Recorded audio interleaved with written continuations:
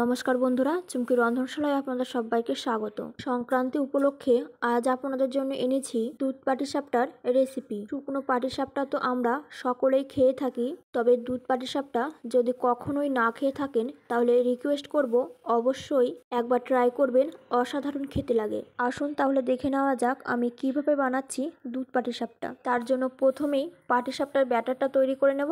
তার জন্য নিয়ে নিচ্ছি হাফ কাপ পরিমাণে ময়দা আর 1 কাপ পরিমাণে চালের গুঁড়ো। এখানে আমি দোকানের কেনা চালের গুঁড়োই ব্যবহার করছি। এবারে দিয়ে দিচ্ছি 2 চামচ পরিমাণে চিনি আর হাফ চামচ পরিমাণে লবণ। এবারে শুকনো উপকরণগুলোকে খুব ভালো করে মিশিয়ে নেব। শুকনো উপকরণগুলো খুব ভালো করে মেশানো হয়ে গেছে। এবার অল্প অল্প পরিমাণে জল দিয়ে একটা পাতলা ব্যাটার তৈরি করে নেব। এখানে আমি ব্যাটারটা জল দিয়ে তৈরি করছি, আপনারা চাইলে দুধ দিয়েও ব্যাটারটা তৈরি করে নিতে পারেন। দেখুন ব্যাটারটা তৈরি হয়ে গেছে। এবার এই ব্যাটারটাকে 10 মিনিটের জন্য রেস্টে রেখে দেব সেট হবার জন্য।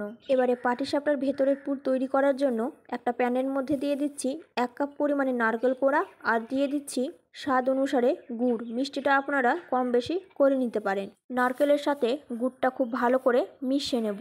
গ্যাসের ফ্লেমটাকে মিডিয়ামে করে দিয়ে নারকেলের পুরটা তৈরি করে নেব। পুরটা আমার প্রায় হয়ে এসেছে। এবারে এর মধ্যে দিয়ে দিচ্ছি মুখ ফাটিয়ে নেওয়া এলাচটা দেওয়ার পর আবার একটু নাড়াচাড়া করে নেব।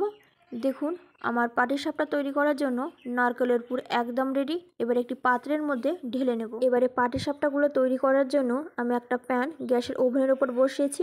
এবারে এর মধ্যে দিয়ে দিচ্ছি অল্প পরিমাণে সাদা তেল। তেলটাকে খুব ভালো করে চারিদিকে ছড়িয়ে দেব। এবারে এর মধ্যে দিয়ে দিচ্ছি 1 হাতা পরিমাণে ব্যাটার আর ব্যাটারটাকে চারিদিকে ছড়িয়ে দিচ্ছি। যখন দেখবেন এরকম ওপরটা শুকিয়ে এসছে তখন এর মধ্যে পরিমাণ মতো পুর দিয়ে এটাকে রোল করে নিতে হবে। দেখুন আমার একটা পাটিসাপটা তৈরি হয়ে গেছে। এবার এই পাটিসাপটাটাকে আমি তুলে নিচ্ছি আর এইভাবে আমি সমস্ত পাটিসাপটাগুলো তৈরি করে নেব। সমস্ত পাটিসাপটাগুলোই আমার তৈরি হয়ে গেছে। এবারে একটা কড়াইয়ের মধ্যে আমি দিয়ে দিচ্ছি হাফ লিটার পরিমাণে লিকুইড দুধ। এবারে দুধটা আমি একটু ঘন করে নেব। দিয়ে দিচ্ছি হাফ কাপ পরিমাণে গুঁড়ো দুধ। এই দুধের মধ্যে যদি গুঁড়ো দুধ দেওয়া হয় তাহলে খেতে কিন্তু ভীষণই ভালো লাগে। গুঁড়ো দুধটা খুব ভালো করে মিশিয়ে নিয়ে আমি ঘন করে নেব। এতে করে একটা ক্ষীর ভাব চলে আসবে আর খেতে কিন্তু ভীষণই ভালো লাগবে। দুধটা ঘন হয়ে গেছে। এবারে আমি এর মধ্যে দিয়ে দিচ্ছি গুড়। আর এই সময় আমি কিন্তু গ্যাসটা অফ করে দিয়েছি, না হলে দুধটা কেটে যাওয়ার সম্ভাবনা থাকে। এবারে গুড়টা দুধের সঙ্গে খুব ভালো করে মিশিয়ে নেব। তারপর গ্যাসের ফ্লেমটাকে আমি আবারও অন করে দেব। তারপর আবারও 2-3 মিনিট ফুটিয়ে নেব। আমি আবারও 2-3 মিনিট ফুটিয়ে নিয়েছি। এখন দুধটা কিন্তু ঘন হয়ে গেছে।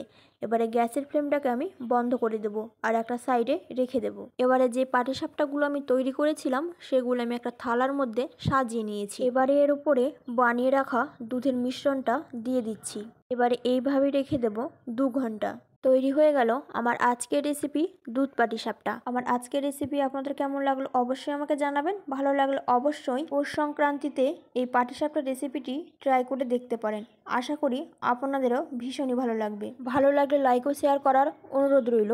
আমার চ্যানেলে নতুন বন্ধু হয়ে থাকলে চ্যানেলটি সাবস্ক্রাইব করে নেওয়ার অনুরোধ রইল। পাশে থাকা বেল আইকনটা অবশ্যই প্রেস করে দেবেন, কারণ আমি চ্যানেলে যখনই কোনো নতুন রেসিপি শেয়ার করব নোটিফিকেশন আপনাদের কাছে পৌঁছে যাবে। আজকের মতন এই পর্যন্ত। আবারও হাজির হয়ে যাব নতুন কোনো রেসিপি নিয়ে। ভালো থাকবেন, সুস্থ থাকবেন। ধন্যবাদ।